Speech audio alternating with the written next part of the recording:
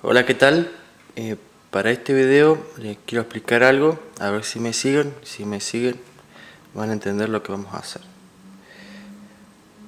Tenemos dos posibilidades, A y B, donde tenemos dos imanes y el polo sur de cada imán están encontrados.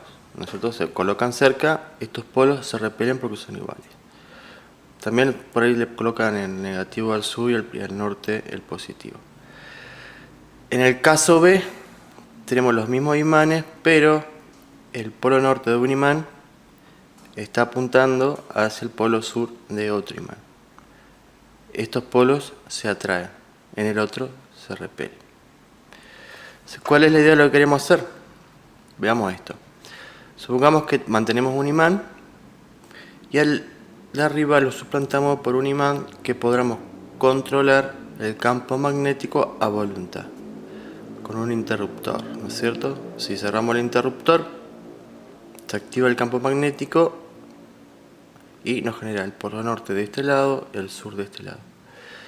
Y nuestro imán ya tiene un campo magnético propio natural, digamos, en algunos casos, y al generarse el campo magnético, el polo sur de este imán va a ser atraído hacia el norte de este otro. Vamos a usar un poco la imaginación. Supongamos que yo coloco este imán acá, lo suelto, está activo este imán, ¿no es cierto? Está cerrado este switch, está activo, va a ser atraído hacia el polo norte, hacia arriba. Hagamos de cuenta que esto es una mesa, tenemos el imán, este imán donde nosotros controlamos el magnetismo, el campo magnético, la activación de ese campo magnético, está apoyado sobre la mesa, entonces se va a ir hacia arriba el imán, hacia el polo norte. Supongamos que antes, como se atraen, por lo general se quedan pegados, digamos, los dos polos. Antes de que se pegue, yo corto el imán, este imán, ¿no es cierto? Levanto el switch y se corta la generación del campo magnético, entonces el imán no es más atraído y cae por la propia fuerza de gravedad que actúa sobre todo, ¿no es cierto? Y cae, pero antes que caiga, vuelvo a activar el campo magnético y vuelve a ser atraído. Imaginemos que eso lo hacemos muchas veces por segundo, ¿no es cierto? Apenas se acerque un poco este imán al campo que nosotros controlamos, lo cortamos y el imán no es atraído y tiende a caer, y apenas tiende a caer volvemos a activar y así sucesivamente. Entonces el imán estaría subiendo y bajando muchas veces por segundo, dando la sensación de que no cae. Este imán que vamos a controlar el campo magnético es algo que habrán escuchado o ya muchos conocerán. Lo podemos generar con una bobina. Una bobina que es cable enrollado al cual le pasamos una corriente y genera un campo magnético.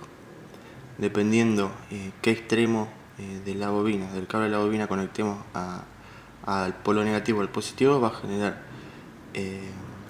un campo magnético con los polos hacia un sentido o hacia el otro sentido. Bien, las bobinas electrónicas, lo más rudimentario es que se señalicen con este símbolo, ¿no? Cable, por lo general es cable esmaltado rosado, puede ser cable de teléfono con digamos recubrimiento de plástico común que todos conocemos. Este, por ejemplo, es un transformador, como tiene dos bobinas, que es el primario y el secundario, por lo general son dos bobinas, y el núcleo puede ser núcleo de aire, que no puede tener nada, puede ser un núcleo de hierro, puede ser núcleo laminado, etc. Pero de esta forma vamos a generar nuestro campo magnético con una bobina. Esta bobina ustedes la pueden utilizar sin núcleo, digamos con aire, o pueden colocarle un elemento metálico para de esa manera lograr que el campo magnético se concentre en el núcleo, digamos, y quede más enfocado. Puede ser metálico o algún elemento ferromagnético, puede ser ferrite también, que pueden colocar. El campo magnético va a ser mucho más fuerte de esa forma. Bien, la bobina que vamos a hacer nosotros para este trabajo, ustedes pueden hacerla como quieran, yo le voy a decir cómo yo lo hice. Yo probé, mientras le hablo le voy a dejar unas imágenes en pantalla. Yo probé lo siguiente, con un centro de plástico,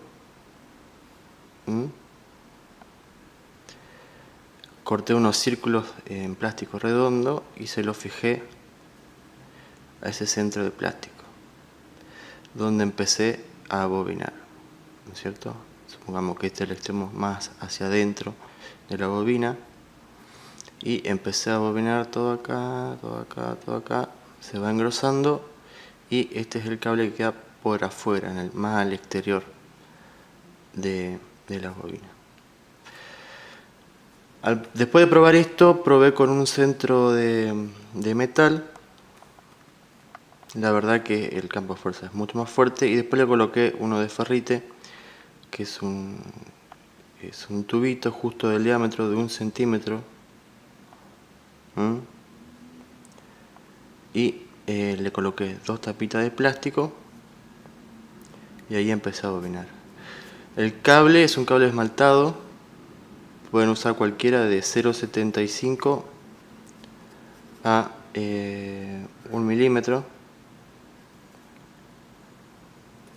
Ese es el grosor que yo aconsejo. Si tienen otro, tienen que probar si funciona o no funciona. El voltaje que hay que aplicarle a la bobina va a depender de la bobina que ustedes hagan, y no siempre mayor voltaje es mejor. Así que eso lo tienen que probar ustedes mismos.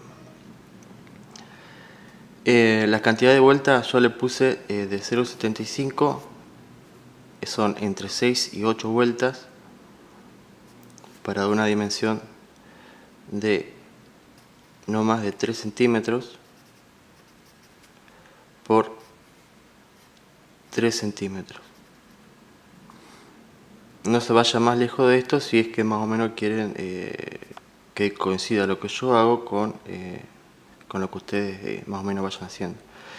Si eligen otro cable y otras medidas, igual que el núcleo, si es mayor a 1 centímetro, ya ustedes van a tener que probar por su cuenta, ir testeando. Después cuando veamos el circuito van a ver, porque le digo, van a tener que ir testeando de qué modo trabaja mejor. Bien, entonces más o menos la idea está. Entonces nos faltaría una pieza más, que es la forma en que vamos a cortar, que es lo que va a hacer de switch, para cortar o activar el campo magnético de la bobina. Para eso vamos a usar un sensor de efecto Hall que va a ir entre la bobina y el imán. El sensor de efecto Hall detecta campos magnéticos, depende de la cara del sensor que se quiera usar, va a detectar la aproximación de un campo magnético de tipo sur o de tipo norte. O sea, si lo ponen de la cara de atrás va a detectar el norte, y si lo utilizan de la parte de adelante, digamos donde viene la escritura del integrado, va a detectar polo sur. Por lo general ese es el sentido que tiene, o que tienen todos los sensores Hall. Por ahí puede haber alguno que sea distinto. Por eso es importante que el sensor que ustedes lleguen a conseguir, lo busquen en Google, lo googleen en el dataset a ver cómo funciona. Básicamente el sensor lo que hace es funciona diferente si está detectando un polo norte o un polo sur. Si detecta el polo sur, digamos, usa la cara frontal para la detección, va a dejar pasar cierta cantidad de voltaje, ¿no es cierto?, en su salida. Y si es polo norte, directamente va a cortar el voltaje. Eso depende mucho del tipo de fuente que utilicen, pero desde la cara trasera, digamos, del sensor, con la detección del polo norte, no deja pasar nada, o disminuye el voltaje, depende como ustedes hagan el esquema. En este caso vamos a usar la cara frontal, la que detecta el polo sur. El sensor Hall tiene 3 patas. A ver, vamos a hacerlo por acá. Tiene 3 patitas. Es parecido a un transistor, pero se van a dar cuenta que es distinto porque el cuerpo es muy flaquito. Por lo general tiene 2 caritas acá. Tiene 3 patas. La distribución varía según el sensor, pero una es para la alimentación, el positivo, el negativo, el negativo y vendría a ser la tierra. Ustedes tienen que buscar el datasheet del que encuentren y ver si de este lado es el sur y de acá atrás es el norte, y la distribución, el pinout, como se llama, para conectarlo. Entonces con este sensor vamos a poder hacer eso. Cuando el imán sea atraído por el polo norte que está generando la bobina, cuando llega a cierto momento, con la cercanía con el imán y con el sensor, ¿no es cierto? Este sensor va a cortar el flujo de corriente, va a desactivar la bobina, va a dejar de producir campo magnético, el imán va a caer, cuando caiga se va a alejar del sensor, el sensor se va a desactivar, va a volver a activar la bobina, que va a generar el polo norte, digamos, va a volver a atraer el imán, que va a acercarse otra vez al sensor, que va a cortar otra vez el imán, va a dejar caer, bueno, y así sucesivamente. Eso de una forma muy rápida.